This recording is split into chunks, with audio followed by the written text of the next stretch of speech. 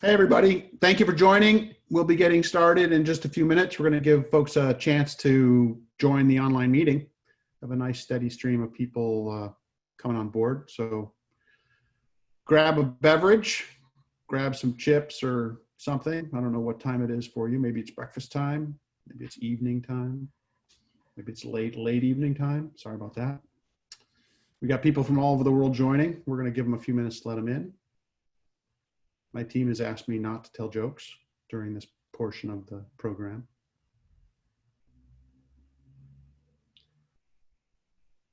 So I'll have Charlie tell a joke.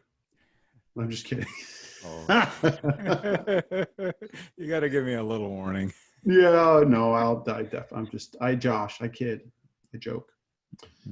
Nice. All right, we got some people using the chat already. I love it. There's some repeat offenders here. This is lovely. Make sure if you're using the chat, and I love that folks want to use the chat, do it to all panelists and all attendees.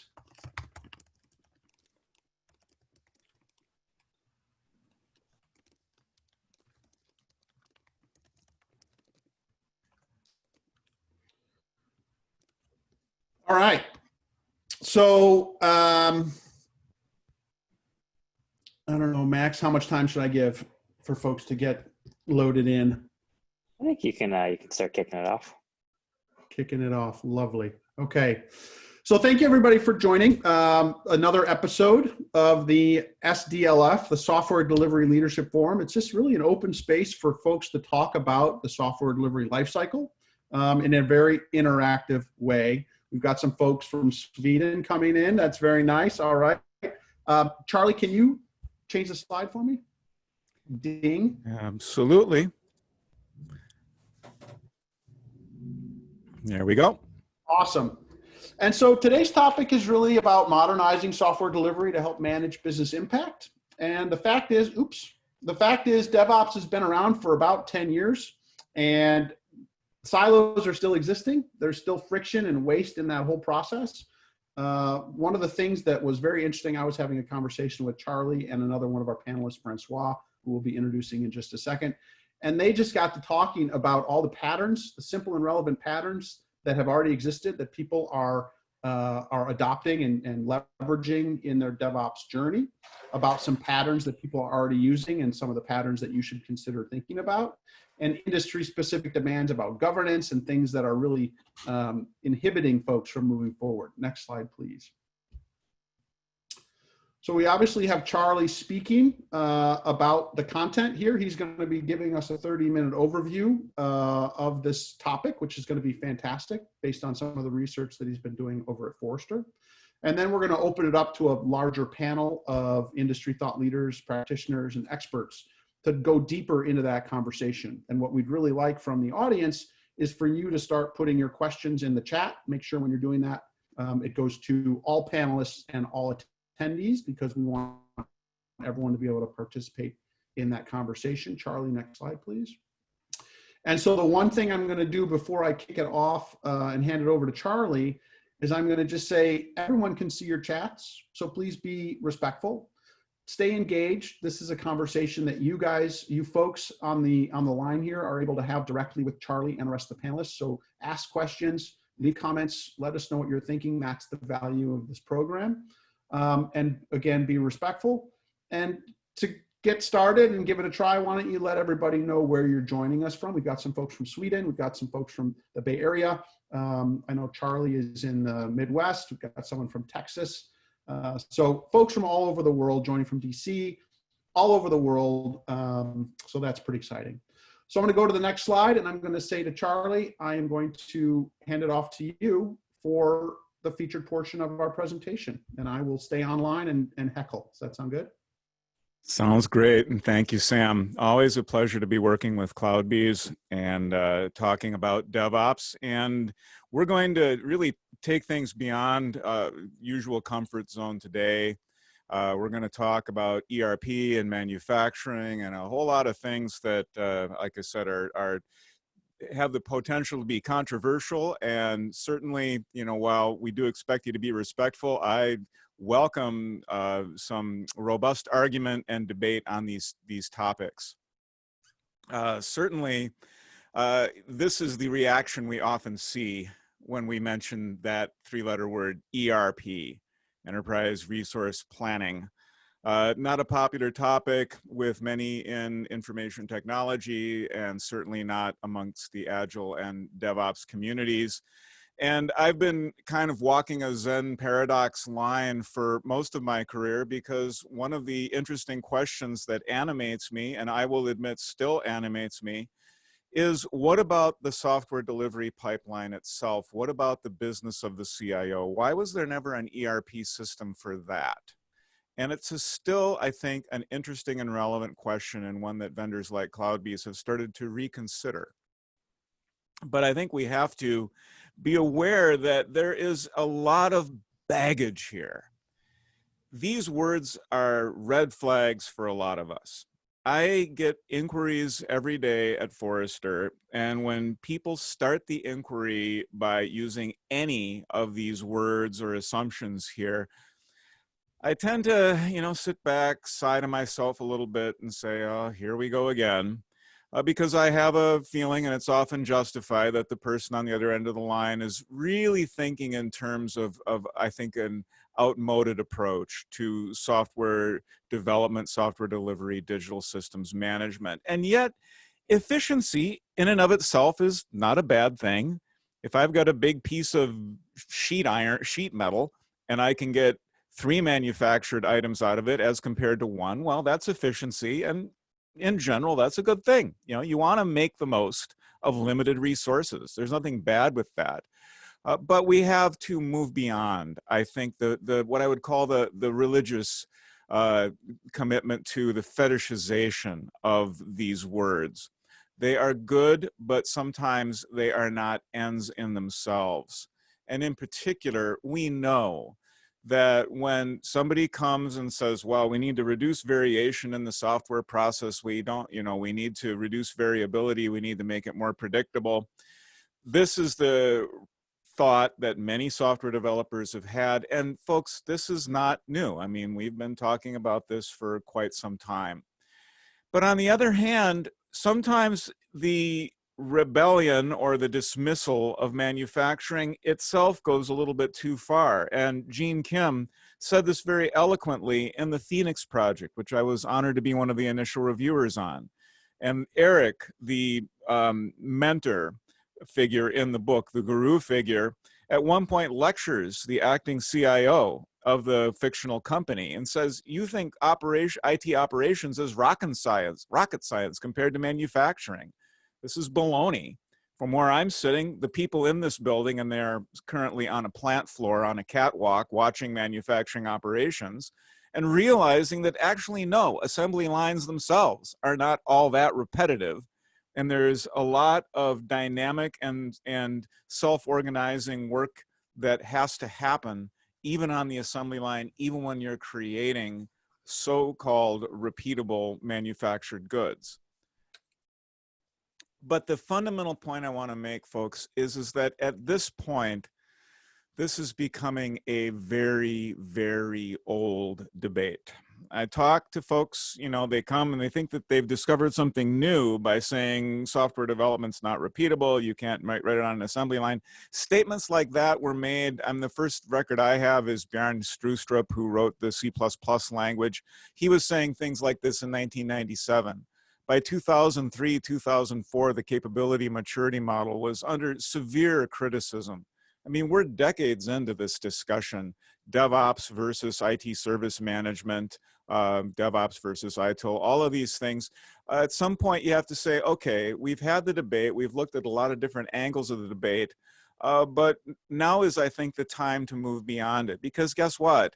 The big enterprise service management vendors, the ServiceNows and Sherwills, they don't seem to be going anywhere. People still need ticketing systems. People still need help desks and operation centers. And in fact, all of that whole world is moving in some very interesting directions relative to DevOps and continuous delivery. So how does it all come together? And how do we move beyond these debates that are starting to feel a little bit long in the tooth? So let's look a little bit at the history. Let's look at some of the fundamentals here. This is the Alexander Graham Bell, this is Thomas Edison's lab reconstruction of Thomas Edison's lab at Menlo Park, New Jersey, the beginning of the great industrial labs. And the inventors would gather, and the inventors were always seen as a little bit funny, a little bit quirky. Thomas Edison called his whole crew the Mudders. And they would invent their things, and then we would take the emerging tremendous capabilities of the industrial era, the steam, the electricity, the coal, the oil, the massive assembly lines, the massive supply chains, and assemble them into finished goods for the newly emerging mass markets. And this was the story of the 20th century. And how did we optimize this work? We used industrial engineering. It's not conclusive, but the notation on this photo, which is freely available on Flickr, by the way, is that this person is believed to be Frederick Taylor, looking with somewhat disdainful attitude at this person you can't see very well in the background, a technician servicing what appears to be some kind of a boiler. And the idea is that there would be one best way. And in fact, that's what Frederick Winslow Taylor's official biography, I don't know if it's official, what his biography was titled, was The Search for the One Best Way. And oftentimes when I hear people talking about best practice, I have to point out to them, look, at some point, somebody had the idea that there was even such a thing as best practice. It just rolls off the tongue, but it hasn't always been there. It's the fish that it's the water that we're currently swimming in as fish. It informs our decisions, and we don't even know it's really there, but there are different ways to think about these things. Certainly, the IT frameworks that many of us know and love, or know and tolerate, or know and came to rebel against, were fundamentally informed by the concept of best practice. This was absolutely a strong branding message for the earlier versions of ITIL. Even years ago, though, people started to question, well, should we really even be calling it best practice? Maybe it's good practice, maybe it's accepted practice. Because sometimes you don't know what is best. I mean, to say something is best is a pretty bold statement. And especially in a world of complex and emergent phenomena where you are dealing every day with complexity, chaos, unknown unknowns. What are we looking at here? We're looking at a flock of birds, a flock of starlings, perhaps, probably in the UK, perhaps over a river like the Thames. At sunset, these huge flocks of starlings will swoop and glide, and they form beautiful shapes. You can see videos of them on YouTube if you Google starling murmuration. Now, the starlings aren't creating these shapes deliberately. They are simply following a few different rules. They're probably looking for insects, and they've got a few rules like don't fly to where the sky is dark because that's where all the birds are, and it's really annoying to fly in the midst of all these birds where it's too crowded, but don't fly where the sky is too light because that's where the hawks are and you'll get eaten. And out of some very, very simple rules, and those of you who have ever heard of cellular automata know what I'm talking about, you get tremendous complexity and variation and emergent behavior. And this is the nature of the digital systems today. Think back a few slides ago where I showed you an assembly line. Well, when you clocked out of work in Dearborn, Michigan at the Ford plant, you didn't expect, and you were making Model A's, you didn't expect to come in the next day and find that you were making, Packards or toasters or steam engines. But in a complex microservices digital environment, especially if there are a lot of public or semi-public APIs facing the market, you are in a situation where you do not have the same assembly line day to day. You don't even have the same assembly line hour to hour, because these are complex systems with emergent properties. And this is what Dave Renson got up and said at ChaosConf. And complex systems having emergent properties, I mean, that's almost a cliche. It's been said for years, but sometimes you hear something and it really starts to resonate. And when I heard him say this last summer in San Francisco, it hit me in a way I'd never heard it quite before, even though I am familiar with, for example, the work of the Santa Fe Institute and a lot of previous work on complex adaptive systems. It hit me that absolutely this is what we're seeing in the digital world. And there is a consequence to that, that operations is product discovery. Now, just pause with me, take a breath, and noodle on that, because this is the opposite of what I just walked you through with research and development leading to Plant 4 operations. Operations is product discovery. Not all product discovery takes place in the operations phase, but you generate information, significant information informing the product out of operations. And this has not always been true. This is what is different about this new digital world. And this new digital world that we're in is increasingly forced to adapt to a set of external circumstances that warfighters and planners in the Pentagon would call VUCA: volatile, uncertain, complex, and ambiguous. We are no longer in a highly predictable world where the challenge is wringing a few percentage points or a few basis points out of the inputs in relative to the outputs. We are in a world where we are struggling with unknown unknowns on a daily basis. We're struggling with wicked problems. And all we need to do is just look at today's headlines. And speaking as, reporting here from the front lines in Minneapolis, I can tell you, yeah, this is absolutely how it feels. Now, I wish I had time to really go into Cynefin. I didn't even label this. This is the Cynefin sense-making. I don't think Dave Snowden likes it to be called a framework, so I'll call it a sense-making tool or a sense-making artifact. But the basic idea here is you need to understand the domain you're in, the domain of variation, the domain of complexity. Some domains are simple, and that's where best practice was. For Frederick Taylor lived. That's where the Industrial Revolution took place, was exploiting the fact that there is a simple domain.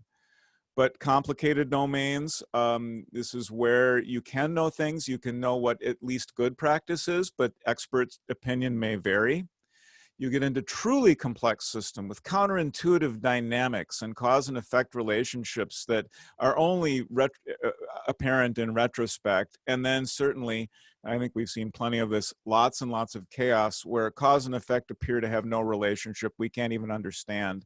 And all we can do is continuously intervene and adapt and measure and intervene and adapt and then sum up and look at the consequences, the results of our interventions, and see where we're going from there, and then constantly respond, as is suggested in the bold act, sense, respond in the bottom. And so the fundamental point being is that all of business is increasingly finding itself in an experimental mode.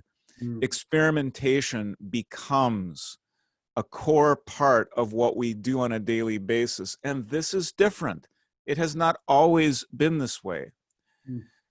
We've been talking for 20 years now about sense-making techniques like McKinsey Horizons. McKinsey proposed in 2000, 20 years ago, the idea that you need to start thinking about the future, and you need to, while you may be making money on a 1 to 18 month framework in Horizon 1, you've got a Horizon 2 where you need to really be cultivating your next set of products. They should be already in the market and you're starting to evolve them aggressively. And then Horizon 3 is where you have your longer shot options, your more fundamental research.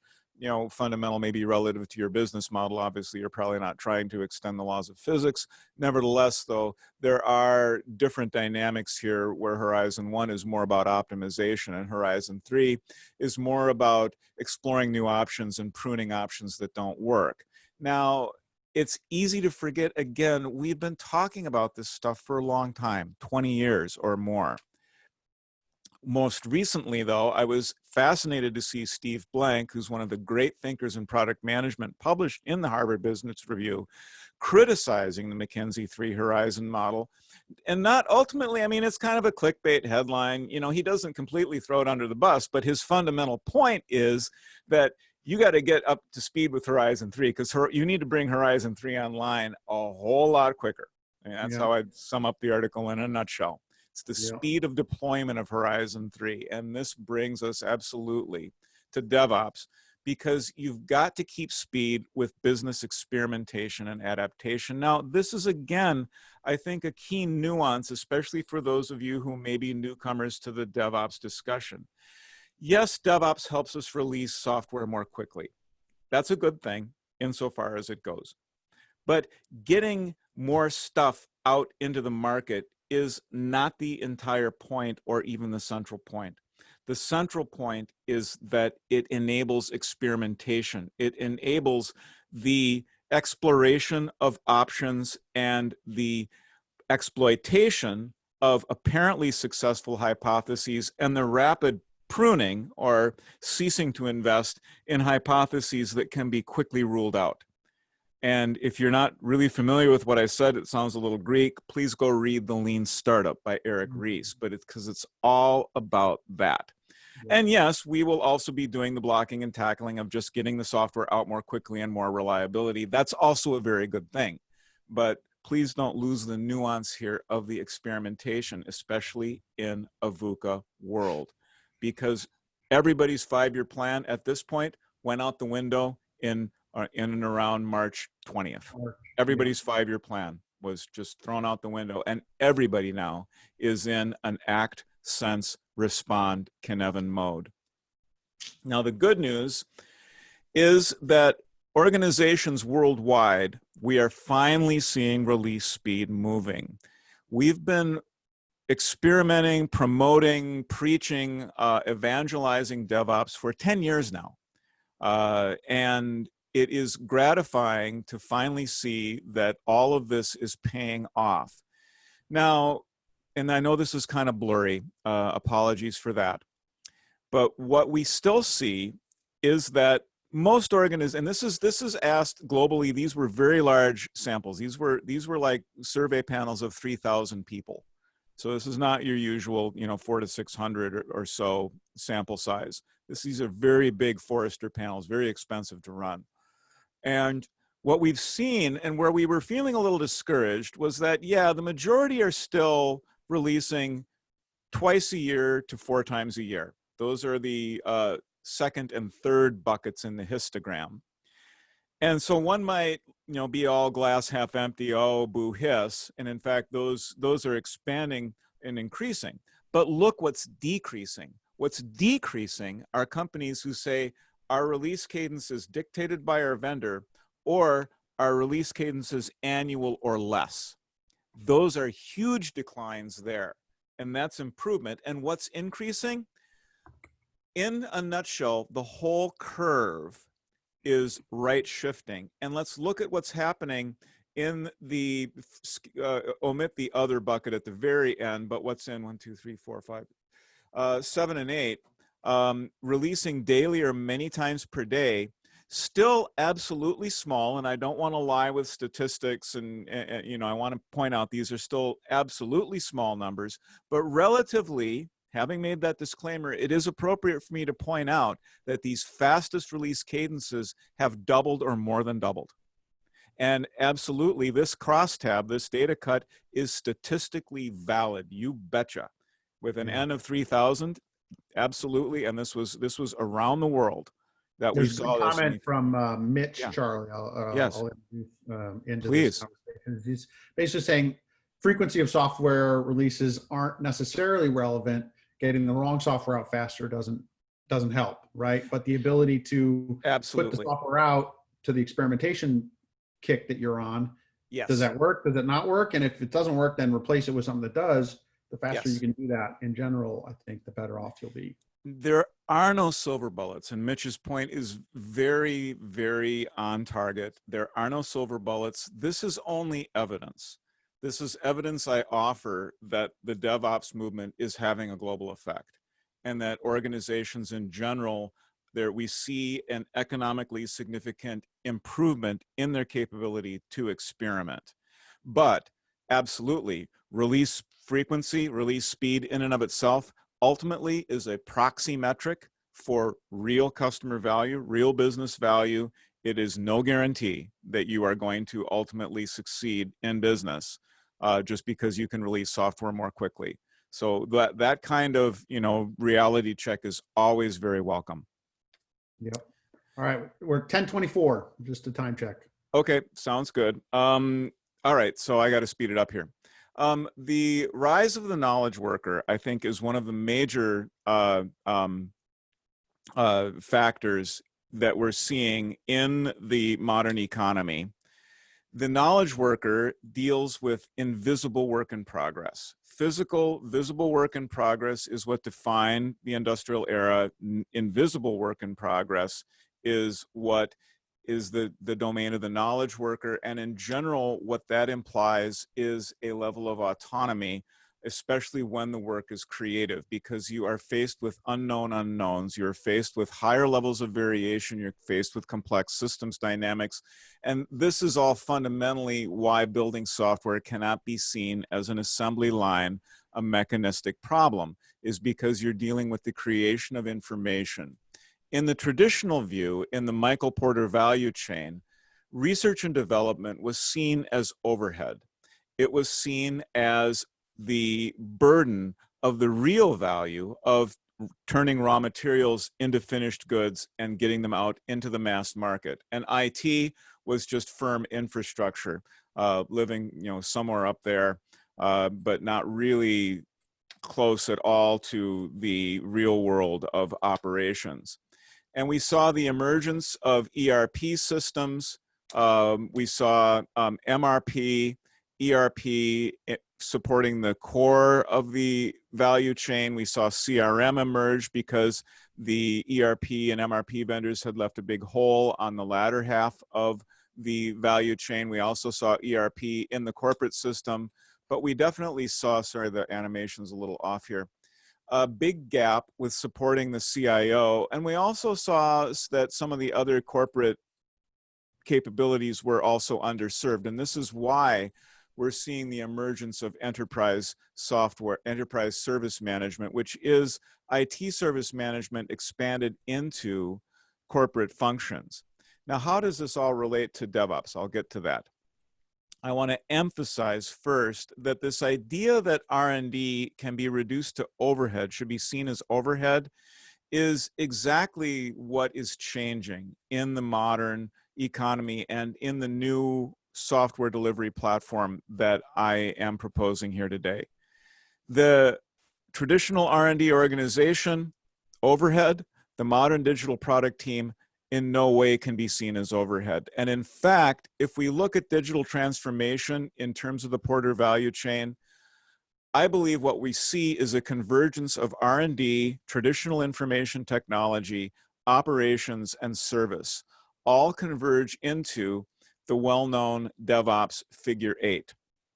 And I would also note that this is not just for intangible, invisible services and digital services. It's also increasingly for physical manufacturing, as we see cases like BMW replacing the assembly line rails with programmable carts. Mick Kirsten has talked a bit about this. So we have the convergence of all of these factors, but we still have a problem with overburden and too much work in process, whether it is physical work in progress or invisible work in progress. In fact, we are better at managing physical work in progress. The invisible work in progress, we still have the Brent problem. We still have projects and leading edge investments competing with the software specialists for support. And then you've got the work that's bigger than a ticket and smaller than a project. And ultimately, we have gone through decades of huge overburden and very poor work environments for people like, this person in the middle who's probably a senior DBA or a systems engineer. We also need to be cognizant that there are different dynamics. It's great to have a cross-functional, relatively autonomous team collaborating closely, but as we scale up, we still have a team of teams problem. We still have a coordination problem, and at the enterprise level, we still have a continuity problem. The biggest arguments I see around DevOps and Agile versus service management and traditional IT operations and so forth, IT governance, are occurring at this state change, this phase change between team and team of teams. And that is where we need, I think, to focus very, very carefully, very closely. We've done this to a degree at Forrester. Sam's pointed out I'm already starting to run out the clock here. So I will just have to put this up in front of you. This will be recorded. You can come back to it. But basically, we need to start thinking about the operating model in ways that support both team-level autonomy, yet providing the team with the coordination services necessary when things are scaling up. And we still need to measure end-to-end value. And this ultimately gives us what I would call the new value chain, where real value still lives on the bottom, but consists of the DevOps figure 8 that has now incorporated the R&D function. We have a set of services that span the value chain that facilitate the discovery of other services. But notice you also have, via enterprise service management, a set of functions made available across the top, because the DevOps team has a hard upper boundary of around 8 people. There are good human factors reasons for why we want to keep teams to around 8. And these teams in an enterprise need support. They need legal advice. They need HR. They need employees hired. There are regulations to follow. They need opinions and points of view on vendors. They need contracts approved, and so on and so forth. All of these services need to be made available on a non-prescriptive, friction-free, easily accessible, preferably automated basis. And I say preferably automated because guess what? There's never going to be an API. I'll predict right now, there will never be an API that permits complete hands-free approval of a $30 million contract. You're always going to have a person-to-person conversation with your legal department. And so, yes, we see the commoditization and automation dynamic on the left, and we want to commoditize and automate as much as we possibly can, but that is always an ongoing process. And notice also that everything is managed itself as a product team with the charter to discover and experiment. And I will also point out, people often query on this, does this all internal to the firm? No, of course not. Payroll can be run by ADP, but your HR department still proxies for that. I could talk more on this, but I need to move on. So last few slides here. We have created now, as a community, a workable reference architecture for DevOps. And this was a huge improvement. We start to see the emergence of a consistent consensus on what goes into this architecture. We also see that there is an important relationship between ESM and DevOps. And I need to push back a little bit. Again, back to the conversation around, we've been having this debate for a long time. Yes, there are issues around change management, but ESM is not only and merely the change advisory board. There is a lot more to enterprise service management. I cover both these domains for Forrester, bit of a heavy lift. And there is a lot going on with ESM, which is why the ESM sector continues to grow at close to double-digit rates. There's a lot of need for these services that help people find the digital services they need. And you see the DevOps pipeline is creating those green lozenges that are flowing left to right. That's one of the ways the services get into the overall system of digital fulfillment that the organization has. And interesting convergence, of course, is that the release and change is increasingly automated. And this is a key convergence point between the enterprise service management platforms and the DevOps platforms, such as CloudBees. We could talk more about that another day. But in general, we are moving towards a new information architecture that is going to give us tremendous new opportunities for forecasting, predictive analytics, so on and so forth. And then we can start really having the platform discussion and the discussion about, well, what is it going to mean to thoroughly automate the digital pipeline? And as I look forward, and just a few words in conclusion, analytics and measurement absolutely are still relevant. Of course, they're going to be nonlinear. I mean, yes, solving systems of linear equations is not how we're going to optimize the DevOps pipeline. It's going to look more like forecasting the weather. Can we solve complex nonlinear problems? Absolutely. That's what we do with weather forecasting, and we need more of that. We need people who can do that based on the data that we're going to see coming out of this architecture here. There are any of a number, I think, of promising avenues to explore. We need to be careful we don't fall into the overly mechanistic, overly tayloristic trap. But in my view, the more we integrate the data, the more we probe it and analyze it with scientific care, the better off the industry will be and the better off the economy will be in the service of human needs and desires in an increasingly VUCA world. And with that, I will turn it back to Sam with an apology for going over just a little bit. And I look forward to our panel discussion. Awesome. No problem. So if you would advance the slide one. There we go.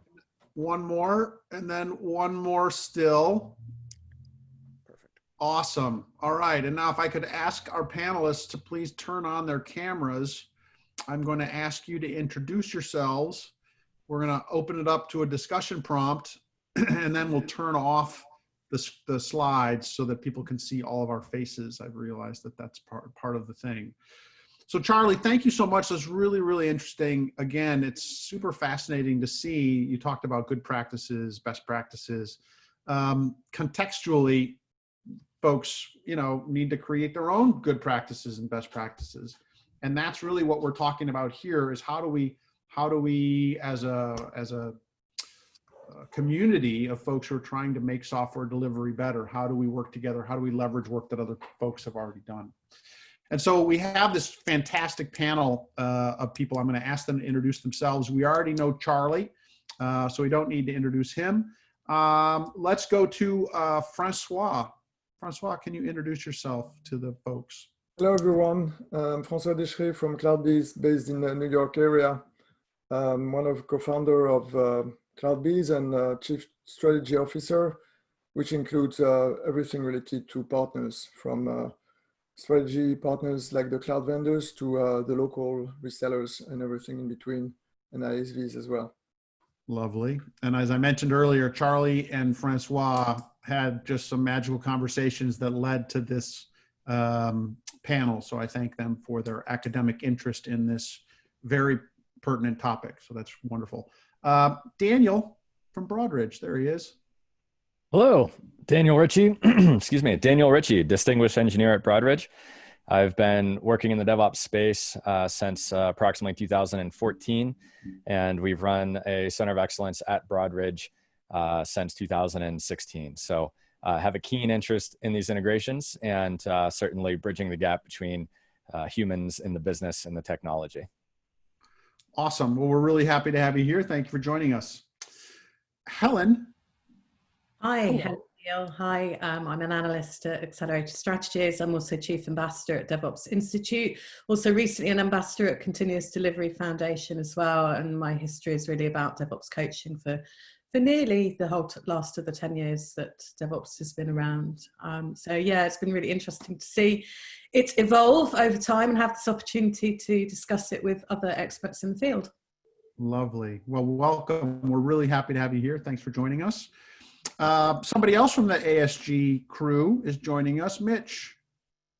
Thanks, Sam. I'm Mitch Ashley, CEO and founder of Accelerated Strategies Group, work on the team with Alan, and I come to this both as a former product CEO, CTO, as well as on the CIO side of things. So in telecommunications, internet security, kind of across that board.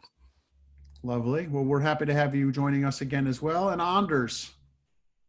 Hi, I'm Anders Wahlgren. I'm VP of Technical Strategy / Field CTO at CloudBees. Francois is my boss, but I'm not going to let that affect anything today. But I'm glad to be here with a bunch of really awesome people talking about stuff that has really been near and dear and very interesting to me in the last 15 years of my career. I'm very, very happy to be here. Well, I look forward to hopefully you guys will have some differences of opinion that we can work out live on this thing. It'll be very cathartic for everybody, I think. Awesome. Well, I appreciate everybody joining, and we're going to start off with our first question. And this question is for the panelists, but if you're listening and you're in the audience, I'd like to ask you this question also. So what practices and principles have you borrowed from other industries? What practices and principles have you borrowed from other industries? So I'll be asking the panelists that question. Feel free to pop your answers into the chat. When you do pop them into the chat, please make sure that you're popping them into all panelists and attendees, as opposed to just the panelists, because then only we can see all the wisdom that you're dropping into the chat. So that is, that's the question, is what practices and principles have you borrowed from other industries? I'm going to kick it off by, let's see, I'll go to Francois first, because your name is on my list. Yeah, well, before I start, I just want to say that every time I'm hearing Charlie presenting, my head is spinning and I don't know where to start because there's so many good stuff in his presentation, and I'm kind of, I don't know if I like him or if I hate him because I'm jealous, because he says the thing I think in such an eloquent way that, you know, I'm saying, okay, can I just find a way to say it the way he says it? Anyway, I think that for me, what's very interesting is that I come from a different culture, and I think it's all about culture. You know, it's almost anthropology behind the scenes. I come from the enterprise information systems. I couldn't spell DevOps, you know, when I was 25 or 30, certainly not. I mean, ITIL didn't even exist, so it tells you how old I am. I'm pre-ITIL. So my point is that enterprise information systems and ERP, you know, the term was coined in '89. And before that, there was a period of time where people were, including SAP themselves, building systems that were not connected together. So there was not the notion of an information system for the enterprise.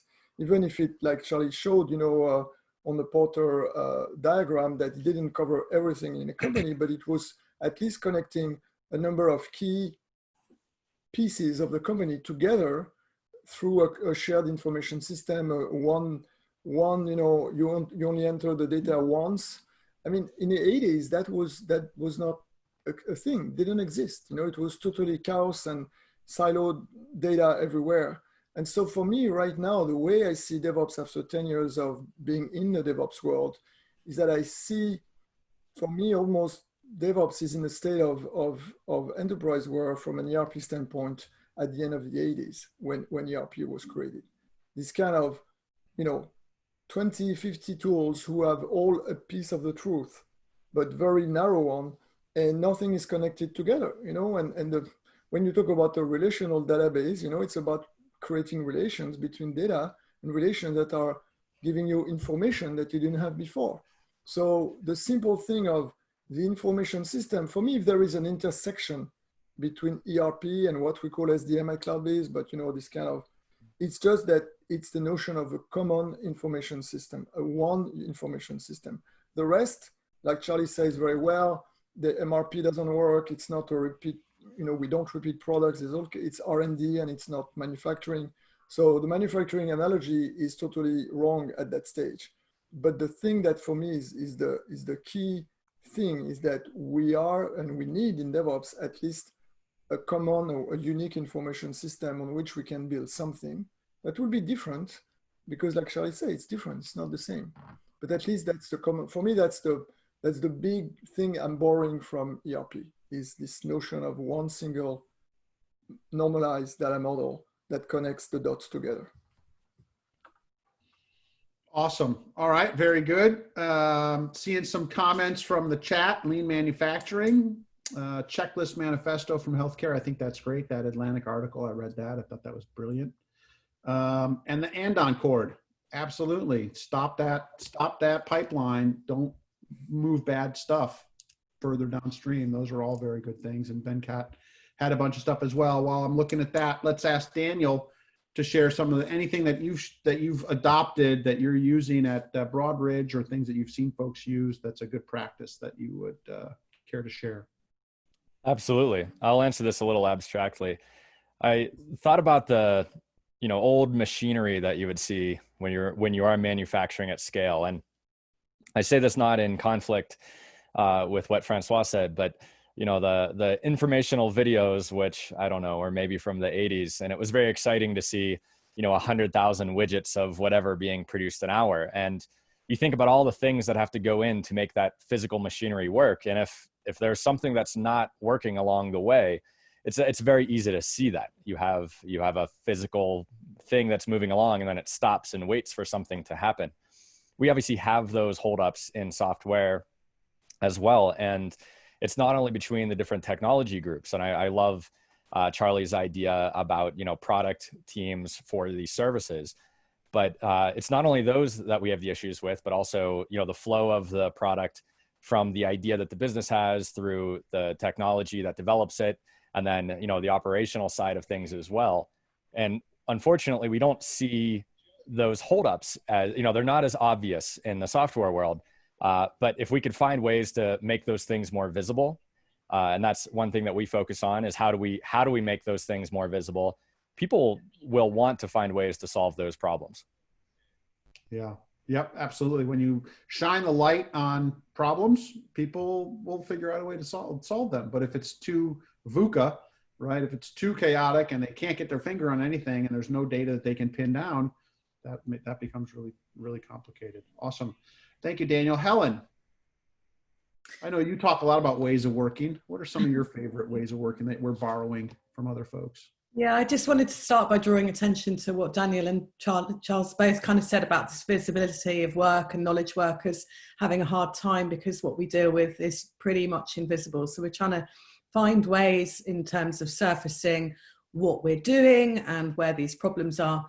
In terms of things that I've borrowed extensively a phrase from Jane Grohl, who's the CEO of DevOps Institute, that DevOps is the harmonious, polygamous marriage of ITSM, Lean, and Agile. So those three things come together and give us, I guess, a love child that is DevOps.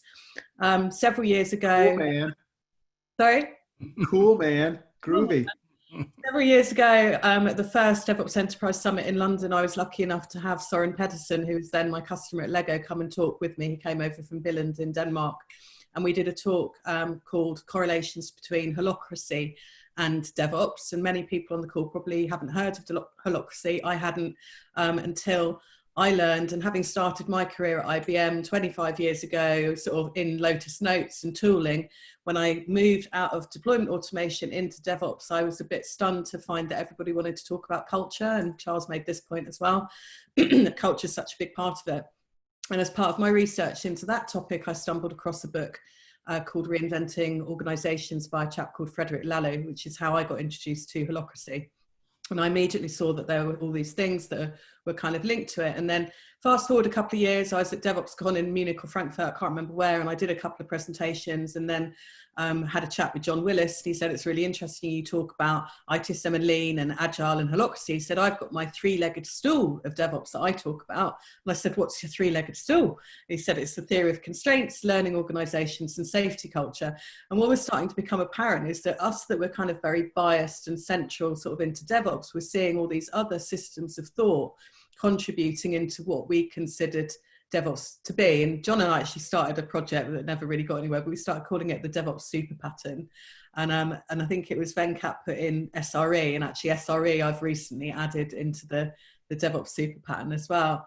And it's, it's again reflecting on what Charles was saying. We work in complex systems environments, and then we live in complex organizational and human environments, and then we have all these complex kind of theories or practices around us. So it's quite tricky I think, for people to navigate through all the jargon and figure out the basis of what my problem is and how I'm going to solve it.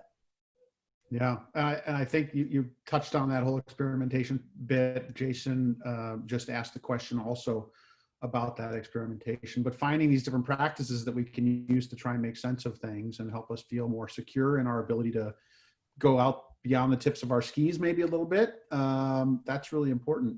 I think the big experimentation is that there's a huge fear of failure, right? It's endemic in the way that we are brought up as children and our environment, and we see failure means kind of catastrophic critical infrastructure failure. We don't see failing early or failing in small pieces as a risk mitigation strategy, which is really the fundamental of what Agile approaches are trying to teach us. Try little things. That's right. Absolutely right. Yeah. Charlie, did you want to respond to Jason's, is there a different word you could use for, it's in the chat there, maybe you didn't see it. Experimentation, Jason says, experimentation equals risk at many orgs, which Helen just said that. How do we overcome that barrier? Charlie's trying to find the right screen. Please hold while I access those records. I think there was somebody from Nike or somebody said they There were we go. Yes. failing use learning. Sorry, the mute button was Right. hiding on me. We've actually been talking quite a bit about this in another forum that I'm in. The failure. I mean, failure is the failure of an experiment needs to be understood very differently than operational failure. And this is a problem in organizations that have a very strong safety culture or a very strong compliance culture. So banking and airlines. Obviously, a failure of an individual airplane flight resulting in loss of life is unacceptable. You can't view it as a failed experiment. I mean, that's irresponsible to even go down that road. On the other hand, a pharmaceutical firm that is testing a candidate new drug will optimize for mathematically a 50% failure rate, because that's the optimum failure rate to generate information. If every test succeeds, you know nothing. And if every test fails, you know nothing. And actually there's a mathematical proof that Don Reinertsen goes into, and it converges into you should fail half the time. So how do you reconcile that narrative with the narrative of real failure in the real world, for banks and airlines? And I think that in some ways the language just trips us up. Because obviously these are of a spectrum, but they are not the same things. Yeah, I think that the language is tricky, right? Because if you run an experiment and it doesn't give you the answer you expected or wanted, perhaps, some would consider that a failed experiment. But as long as it was properly structured, the experiment was a success. You just didn't get the answer. The failure is to not learn. The failure is to not actually take the learning, and that even applies to tragic accidents. There still is a secondary failure there to not learn, and that's a failure we got very good at not doing, which is why air travel is so safe. There's some really good examples from our culture. We talked about failure is not an option from Apollo 13. Well, of course, that fits Charlie's example of loss of life. But if you really take that scenario and break it down, they had to solve the problem of carbon dioxide filters. And they presented the engineering team with, here's the set of parts available, constraints that we have for solving this problem. They didn't come up with it in one guess. They failed and failed. They had to fail to create the ultimate answer that was going to work. So to Charlie's point, Anders as well, it's about learning, right? That's where the creation happens. And in a business environment, the business doesn't want to fail for lots of reasons, but even small failures. I've been in cultures where just saying failure was a bad thing. Right. But really failure is about recovery, what you learn from it and where you take it next. And I think Charlie talked about the environment that we're in, the horizons being so quick. If you're going to execute on offensive or defensive strategies, digital strategies, you have to fail. You have to jump out. You have to experiment in market, small markets, big market, big trials. And then from that, take those lessons, positive and negative. Maybe it's a 50% rate to your point, Charlie. Mm-hmm. That's how you're going to be more competitive against the competition and win in market, frankly. There's that whole idea of feedback loops. I mean, experimentation, the scientific process is you have to look at the data. You have to observe the results. You got to understand that. And the faster you can make that feedback loop, right? The faster you can allay any problems that are happening or add more value to experiments that are working for you. So Not to talk too much, but there is one more point I want to get in here, and then I'll be quiet. We trap ourselves linguistically also with dev versus prod, in the sense of, take the pharmaceutical company running many experiments. Well, if air filtration in that lab goes down, they can't conduct any more experiments. So that's a failure of the experimental platform. If you're experimenting using CloudBees, Jenkins X, and Jenkins X goes down, that's an unacceptable failure. And this is where people, there's been a history in IT of saying, oh, that's just a dev environment. Well, but you're adding variability into your experiment. The point being, dev is prod. The dev environment itself is a production platform for running experiments on in the modern economy. And so, you need a product team supporting Jenkins X.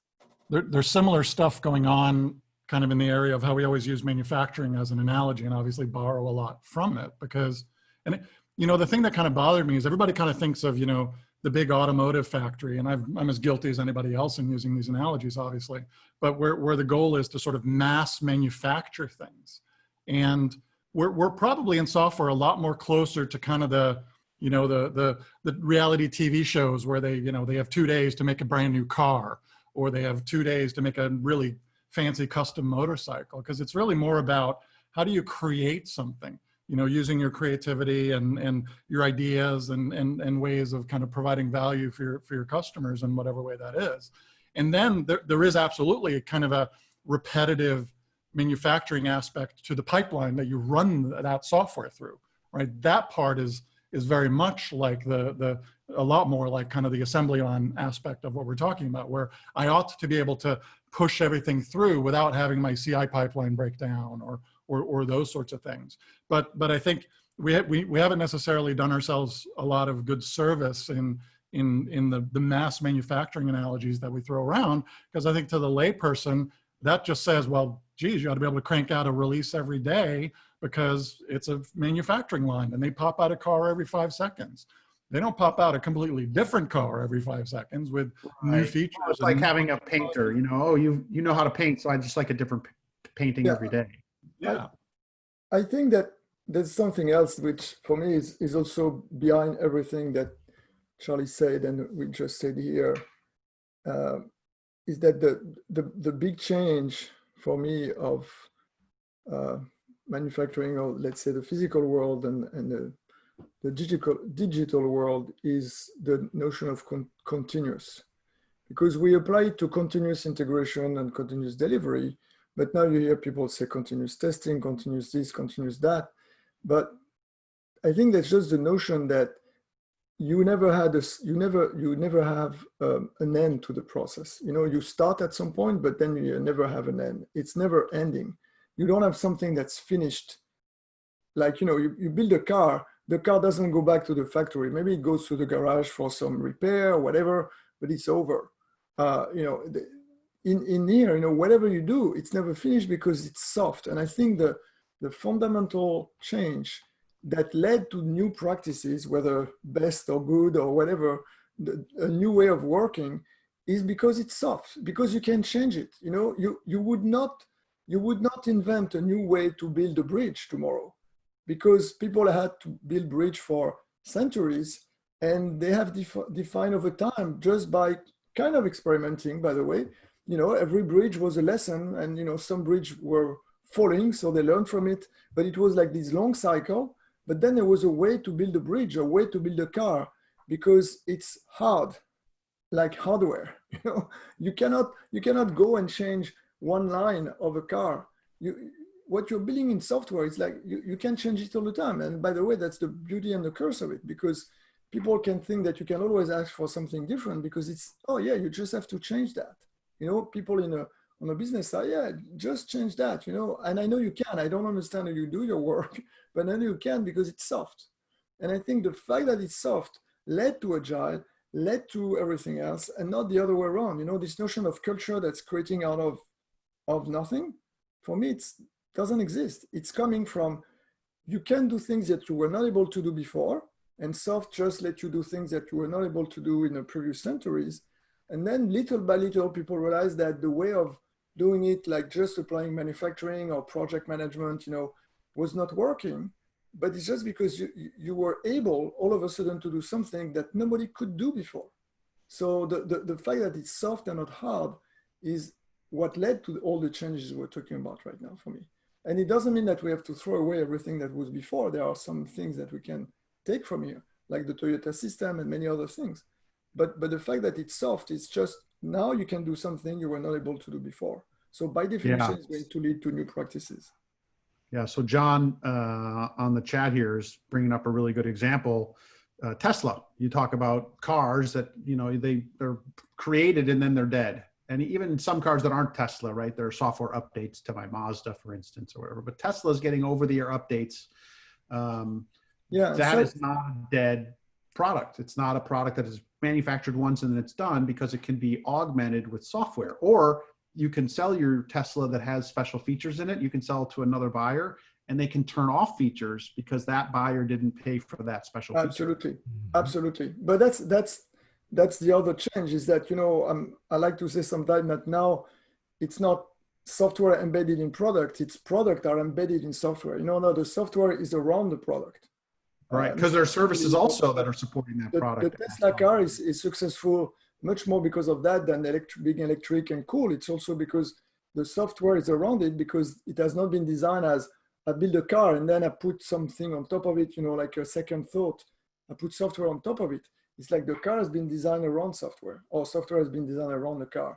And that's why, you know, they do what they do. Like apparently 3 or 4 weeks ago, somebody asked on Twitter for something, a Tesla owner, and 2 days later it was available for every car owner, for every Tesla Dog owner mode. later. You know, Dog so mode, yeah. that's the kind of thing you can do, but it means that you have to design your product with software around it, not the other way around. Well, you know, Sam, there's this idea of chaos theory and also resiliency in software. One of the interesting lessons I learned early in my career, I started out in banking where both the debits and credits had to equal before everybody went home at night. Then I did some work in the airline industry, walked into the operations center. The console had database errors flying across the screen, but nobody was reacting. I asked, what's wrong? What's wrong? How come nobody's fixing that? Well, we have to do that to handle the transaction volume. Totally unlearned the lesson that I just learned. And so, you know, software is going to fail, period. It's impossible to create software, stating the obvious, that is not going to fail. I think that's true of our process too, right? So, you know, Charlie, I'm going to take an opposing viewpoint. Any product's going to fail, whether it's Chicken X or something else something's going to happen. And what's the resiliency in the process, people, and software to be able to handle those things? Some things can be auto recovery through resiliency. Some things can be done through redundancy and backup, but that's why we do those things. And that's where continuous improvement, somebody mentioned that, quality management, those are processes to measure, but they aren't the answer. They aren't the getting to the, you know, silver bullet that solves all problems. Because anyway, I don't think that exists. I'd love to disagree, but I can't disagree with what you just said there. So you're going to have to try harder if you want to get into an argument with me about that. Okay, I'm writing this down, Charlie. Thanks. No, absolutely. Critical systems fail all the time, and we need to learn from that. And that's why major incident management and the increasing influence of safety culture, the national incident management systems, resilience engineering. These are all, you know, all the stuff that John Allspaw, many of us know that name on the call here, all the stuff he's been tracking. I mean, I've been stalking John on that stuff and watching what he's interested in. It's never a dull moment. But yeah, totally agree. I mean, to me, that's kind of an interesting part of the job too, because that's where the engineering aspect comes in, right? It's not just algorithms, it's not just science and math and logic and those things, but it's engineering, and it's, you know, what happens if, you know, when this thing breaks, when that thing gets disconnected, when that thing goes down, all of these moving pieces, and you know, bringing some resiliency to those kinds of systems is, at least for me, is part of the joy of the job. But I think there, you know, there's a level of complexity in these systems, especially as they get much larger, that you need to build kind of higher and higher levels of representation or abstraction, if you will, in order to be able to manage them, right? I mean, because you know, if I had to constantly worry about whether the leading edge voltage on all the transistors in my CPU were properly, you know, doing their thing, I'd never get any work done, right? Because there's a billion of them in there, and I gotta, you know, they all gotta work right. But the same applies to your microservices application with 500 microservices. You've got a lot of moving parts. They all need to, you know, continue operating in a resilient fashion. And that leads to new engineering and new discoveries and those sorts of things. And in some sense, that's kind of a very fun part of the job to build those kinds of systems too. So I think there's, you know, there's joy in that, which is probably something to look for these days. Awesome. Great. Fantastic conversation. Oh, sorry, go ahead. Great question just came through on the chat. Okay, why don't you read it out for us? I will. It is from Jason. In my experience, presentations and statistics, i.e. DORA, don't change the hearts and minds of many experienced engineers. Sometimes they resist the idea of moving faster. What are some strategies we can use to break through that resistance? Great question. Go ahead, Helen. I may. I bet you have an answer. So I think we've just been chatting about tools, which is we're all technologists by trade, I think, and it's the trap we fall into, isn't it? In this kind of DevOps world, we always kind of revert to the place where we're comfortable. So talking about culture, then, what we're dealing with when we're trying to adopt all these practices and principles in an organization is a bunch of humans, whether it's 200, 1,000, 10,000 or 100,000, it's a bunch of humans. So I think the first thing we need to understand is that humans are actually wired to resist. There's a really good book by a neuroscience researcher called Britt Andreatta called Wired to Resist. And she explains that it's fundamentally in our lizard brain, in our amygdala, to resist change because it's danger. If you're walking through the African bush and that tree looks different than it did yesterday, it might be because it's a leopard sat in it waiting to pounce on you. So kind of fundamentally don't like change as human beings as much as we protest that we do. And when I've done assessments in the past from a cultural perspective, I always ask people how they feel about change. And most people would say they really like it.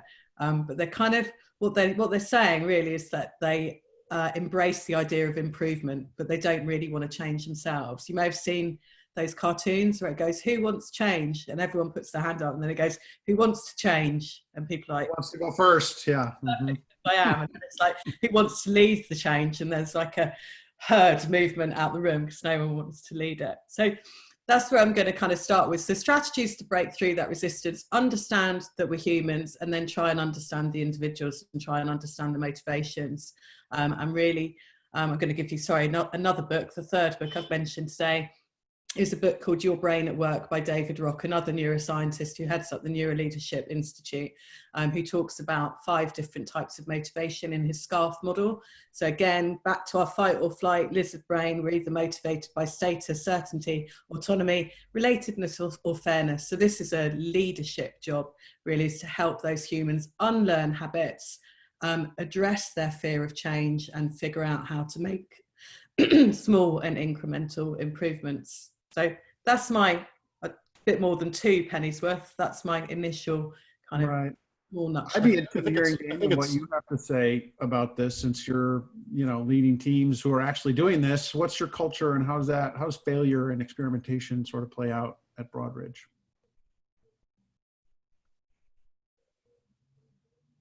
Zoinks. Wait for it. All right, let's move on. Mitch, you had something you wanted to share. Well, I think, Helen's example of that's the leadership challenge, is helping people, unlearn and relearn, right? Sometimes it's setting up a condition where I want you to go out and fail and show us how that worked and how you turn it back around into a success. Or in terms of change, oftentimes it's, well, let's ask why. Let's ask why this could be valuable to you, or could be valuable. It is valuable to the organization. What's driving it? We're just not trying to make our lives more difficult. But there's oftentimes some benefit. There may be some pain associated with it, usually is. But when we get to the other side, it may be something you can put on your resume. It's taking all the lessons that you've learned of how we do it now and improving it in some way. So easier said than done. But that's the leadership challenge, I think. Right. So I'm going to be French, but not speak French. Just be. That's right. Yeah, don't do that because you'll lose people in your argument there. Just be a bit blunt. One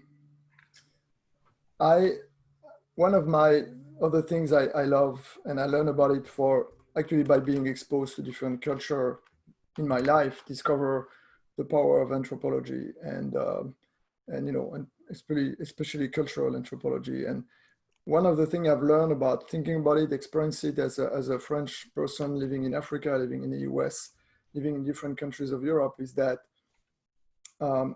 culture is above all reaction to nature. And I know it's something that is said and written in many books, but I truly believe in that by my own life experience.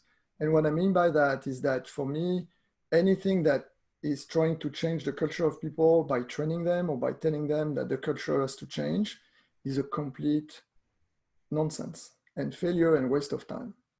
That that's the way I think about it, because that's what I see all the time. You cannot just say, you know, a nice training, oh, you know, you need to do this way. You know, it's not going to happen.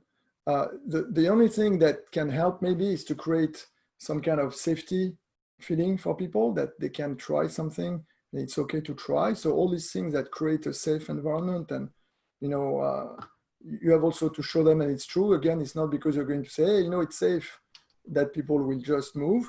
You have to show them. And the other thing, which is very, very fundamental for me, is that this notion, again, I'm not the one to invent it today, it's been written many times, is that culture is not what you say, is what you do. Is what you do.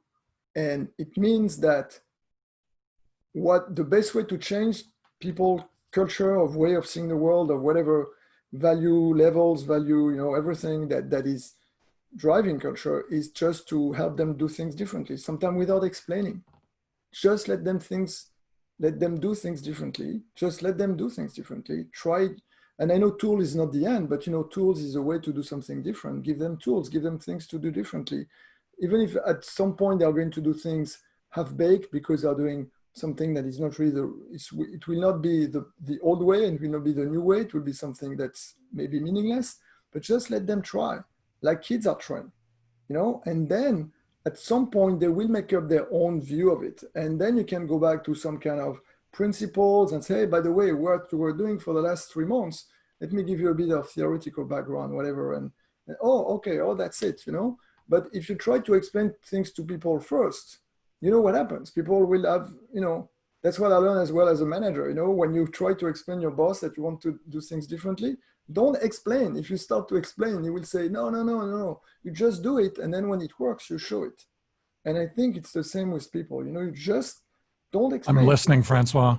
Yeah, exactly. Subtext right there. Subtweet. But I think that's one of the reasons, Francois, why these patterns that we can go back and take a look at are so powerful, is because these are patterns that have worked for people. And so it takes a lot of the fear out of deciding to follow those same practices. Yeah. Can I say an anecdote about that? When I was a kid. You can. I want to hear from Daniel too. That's okay. Go ahead. No, okay, he's done. No anecdote. Okay, that's fine. So no, Daniel, I can. Don't. All right. Let's hear your anecdote. I want to hear. It's just a quick anecdote.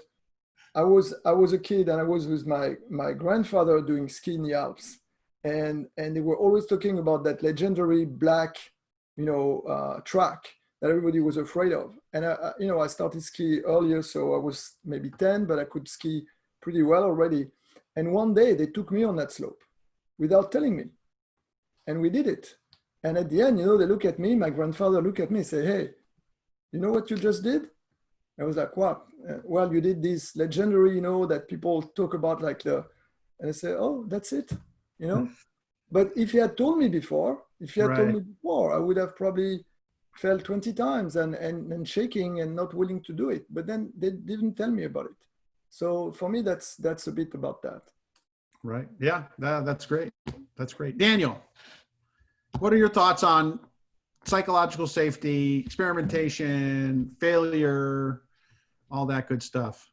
Oh my gosh, it's absolutely essential to be able to put yourself out there and iterate and not have to worry about the consequences. Circling back just very quickly to the earlier question about, well, how do you fail? How is it okay to fail? Well, I think if we're talking about a structural failure or an operational failure, you let your clients down. Yes, that's a problem. But I can't help but think about some conversations I've had with Anders around, differentiating between heritage and legacy, and how important it is to highlight that sometimes these things are important. I wonder if we need similar terminology for failure. If, maybe it's inconsequential experimentation that we're doing, or, inconsequential generation of feedback. Like, this is something that isn't a failure. It's something that helps us progress and helps us move forward. So I think if we think of it that way and think of it in a positive light as something that benefits us, that's obviously, what it is. And, we don't want to fail. Nobody wants to fail. That is, holistically negative. But, iteration and experimentation, that's a very positive thing to get that feedback and to help make a better product at the end of the day. So it's terminology. You think terminology can actually help with the culture, with I think that makes sense. We define our world with the words that we use. Can definitely hurt. Yeah, that's right. Nice. Okay, I love that. All right. Anybody else wanted to weigh in on that? Otherwise, I'm going to move on to our next question. We've only got I have one quick thing to offer, Sam, is I think there's another way to look at this as a constraint-based opportunity. So one of the folks that I love to listen to is Emmett Keefe, who's founder over at Ignite Partners. And he gave a talk recently where he talks about 10 companies a day. And he was referring to the current situation around COVID and working at home and accelerating digital strategies, where CEOs are saying, look, we were debating for a year about what productivity tool, a collaboration tool to use. We'd never made a decision. COVID happens, we're all working at home, and within a week we picked Team or Slack or whatever. Why can't we pick that during normal times, right? That was a constraint. It's like, we have to do something. We have to go to the cloud. We don't have money to buy hardware. So what's the way to do it? Sometimes the negative, the crisis, the constraint can be a huge motivator and positive to solve the problem differently. So I'll leave it at that. Necessity is the mother of invention, as they say. It is. Yeah. I mean, look at all the companies that have been able to sort of shift the way that they interact with their customers because they had to, right? In order to get any revenue at all, they needed to figure out curbside delivery. They needed to figure out, how do I deliver stuff to my, contactless delivery, all that stuff that, I mean, it's great example. Yeah, all that stuff. All right, very good. So let's go to the next topic here. Boink. We got maybe time for one more. And I don't know which topic we want to try and cover. Do your DevOps teams operate in silos? And if so, what's the impact? That's one of them. How do you ensure adherence to industry and organization specific policies? And how important is it to you to tie software outcomes to business impact? And so any of those questions resonate more or less with folks on the panel here? I can go with any of them. Well, the policies and governance one is the one that's coming up most frequently for me. I mean, it's showing up as, and if you expand it broadly into the governance question per se, I mean, this is the big blocker right now.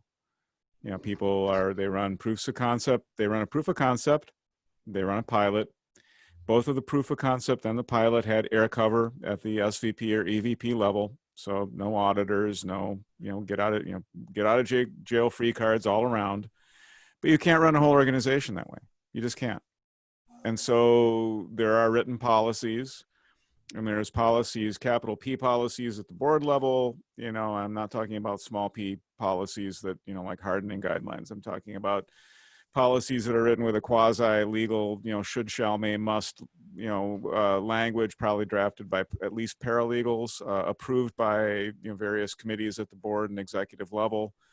And I'm a poli-sci graduate, so I mean, this stuff exists. It has the force of law within organizations, and the auditors test on this stuff. That's what the auditors do. And there are too many DevOps professionals who don't even understand what I just said. They do not understand that this is how things work. And that person who showed up, called an auditor that your boss is scared to death of, what are they trying to do? Why? And then the sad thing is then, people come in with their tails between their legs, looking like, I won't go there, but bottom line is that the people get discouraged because they think that this stuff is cast in stone. And some of it does trace to actual legislation, but that trace from what somebody says, well, we got to do this because law or regulation, the actual traceability sometimes is very tenuous. And sometimes people's personal career objectives, and we've always done it this way. And if we don't do it that way, then maybe I won't have a job, is all factoring in, because, the line of sight from somebody saying doing it this way because Sarbanes-Oxley, if you start asking multiple whys, then you actually get to the actual legislation regulation. You find that maybe there's multiple ways to solve that problem. But in general, the one thing I will say in closing is that one of the things that we get to do at Forrester is review policy frameworks. People have shipped, many pages of them, and I get to read them. You know, like I said, I'm, you know, poli-sci grad, once thinking about going into law. And so some of that stuff comes my way. And what surprises me is the degree of waterfall assumption in the policy frameworks. And they do not use the word waterfall. You can get, you know, 70, 80, 100 pages of policy document will not use the word waterfall, you know, but the assumptions are there. The But you definitely assumptions. see that there's things that follow Yep. other things, and that there's And there's an order big to stage gates and big, and the controls. The controls focus on it's a batch processing paradigm at the controls level. And people don't like the word control because they think command and control and people trying to tell me what to do. But control is a technical term. You know, control engineering is a subject you can go to school on and, you know, really get grounded in. What the problem is controls that assume batch processing. Because we have continuous processing. We have continuous processing in chemical refining. And you better believe that that refineries are well governed in the technical sense. Otherwise, they would be big smoking masses of smoldering metal, right? often. We know how to govern continuous flow. The trouble is we are up against now 50 years of IT history that all assumes that IT work proceeds in discrete batches with inspection checkpoints, and that's baked into the policy structures that the auditors are auditing against, and that you know, all of the upper level governance people are assuming. So I don't know if that answers this question on the slide, but it's certainly been a topic top of mind lately for us at Forrester. Absolutely. Well, certainly the whole idea of trying to manage, again, back to the comments that you and Francois and others have sort of made, is there's all these different patterns that people have had in the past. There was governance around all those patterns as well. So what are people doing? How are they layering in that same sort of oversight? I think it's also related to the notion of continuous again, because I think what you said, Charlie, is that all of these policies, the way they are designed today, is because they come also from the industrial world. Because even if you talk about process manufacturing and chemicals as opposed to, you know, discrete manufacturing, it's still something that you cannot go back to. You know, once you have produced whatever, you know, amount of gasoline in a refinery, you have produced it. You cannot go back and fix it and change it. You know, you have done it. It's over. It's done. And in what we do, again, it's, so when we talk about governance, some of the things we talk about it, you know, again, it's continuous governance, you know, it's continuous governance. Like, instead of just doing it at the end when you can in a manufacturing, you do it all the time. And the Japanese did that, by the way, in manufacturing. They didn't wait. I mean, it's what they did. Yeah. So for me, it's another example of everything is becoming continuous. And even to the point of what you said earlier about the 3 horizons of McKinsey, I've talked internally in some presentation of continuous strategy. You know, strategy is becoming continuous. It's not long-term, short-term. Strategy is all the time. You change all the time. And we have people at CloudBees who complain about us because we keep changing the strategy and say, stop it. But say, no, I'm sorry, it's not, we don't do that because we like it. It's because it has to be changed all the time. Otherwise, you're not relevant anymore. You know, we discover things. Some things work, some don't, so we change the strategy. We don't wait for the next 5-year plan to change the strategy. And I think it's always a complicated thing when you've got sort of technology and policy intersecting, right? I mean, it's you know, that there's that sort of famous, probably apocryphal story about how some state legislature tried to redefine pi as 3 to make the math easier. It's kind of, or California 20 years ago mandating a certain percentage of cars sold be electrical, long before Tesla existed, or at least long before they were relevant to the way they are today. So that, you know, so you can certainly get ahead of the technology from a policy perspective. And as, you know, Charlie has kind of mentioned, and Francois too, you can also have the policy kind of effectively be behind kind of the state of the art, or be frozen in time from when it was created. And, you know, technology by its very nature is a rapidly accelerating. Every day there's a new shiny thing, kind of a, I mean, that's sort of, that's the whole mechanism, is technology and move fast and improve and all those things. And there's no way that policy and law, or maybe I'm just a curmudgeon here, but there's no way that policy and law will ever keep pace with technological changes. You know, it seems like it's just that's the water we swim in, you know, as fish in this universe. And, you know, I'm not sure that there's a silver bullet, you know, kind of approach to fixing that, but, you know, closer collaboration, you know, having more, you know, relevant technical knowledge when the policies are being, you know, considered. But of course, then, you know, are you having the fox guard the hen house if you let too many of those individuals into the whole thing? So it's a complicated kind of human problem. You know, Anders, I'd be curious in your perspective about this. There are a few things that I think DevOps can help with in our DevOps approaches. One of the things that policies and audits look at is processes, and are you following those processes? So both through automation and also by capturing data, if you designed kind of how you implemented that or extracted that data, to some degree, maybe it's 10%, maybe it's 70%, you could pull some of that data out of your process and your automation to demonstrate your following process, or you're demonstrating where security gets reviewed and fixed. That doesn't solve, I mean, policy and governance is hugely complex. So maybe that's, you know, 0.01% of the problem, but it seems like those kind of things would at least help. Do you believe what I'm saying, or you think that's hooey? No, I do actually. I mean, I think I don't know if it helps so much with kind of the policy setting problem, but one thing I talk about a lot, and it's a little bit of a throwaway saying, but, you know, automation is auditing. You know, and I boil auditing down to a very simple problem, which of course vastly underestimates its complexity, but it's about documenting how you do things and proving that you do things the way that you documented them, right? I've agreed to do things in a certain way from a safety, regulatory, you know, whatever have you kind of way. Here's how I'm doing it, and here's the evidence that I did it the way that I told you I did it, right? An automation definition, especially if it's done, you know, kind of as code, is a form of documentation of how you do things. The runtime record of that then becomes part of the evidence that you use, that you did things the way you documented them. There's a lot more to it than that. So I don't mean to. It's a dangerous suggestion. But just boil it down to the very essence, right? And hopefully not missing the essence. But so from that perspective, you know, it's really about knowing what it is that you do, and being accountable for the things that you're supposed to do, kind of the way you speak. Where if you pull the data out, and you can say, well, we're supposed to do X. Here's where we did X.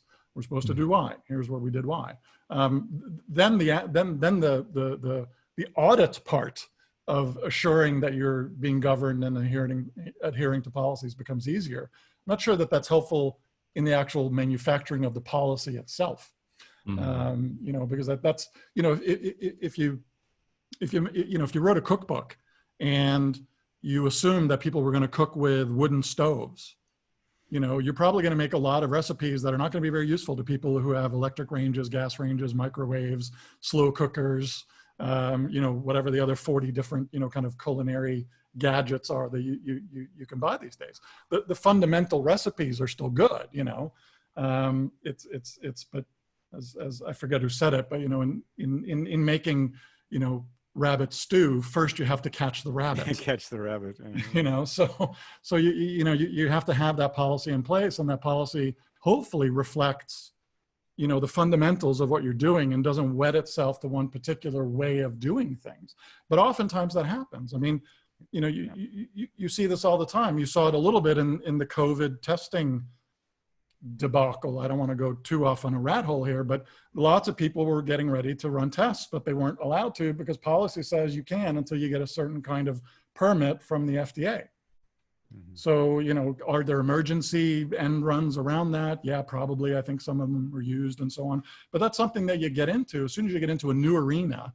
And I would argue COVID-19 is a new, if predicted, arena.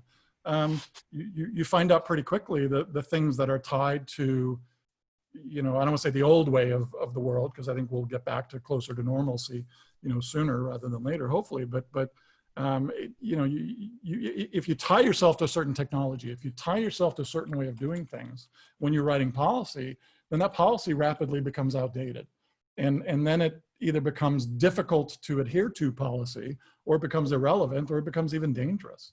So it's that whole policy and governance thing as to how you make the laws. And I'm talking about the policies, not the you know, the policies where I get my hand slapped, but the policies where I go to jail, you know, or I get a substantial fine or those things, or I hurt people, you know, if I don't adhere to them.